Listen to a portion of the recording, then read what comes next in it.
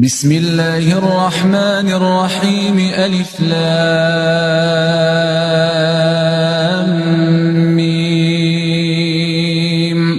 الله لا إله إلا هو الحي القيوم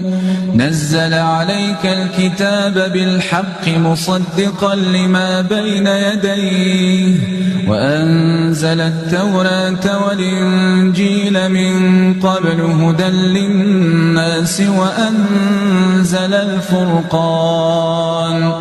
إن الذين كفروا بآيات الله لهم عذاب شديد والله عزيز ذو انتقام إن الله لا يخفى عليه شيء في الأرض ولا في السماء هو الذي يصوركم في الأرحام كيف يشاء لا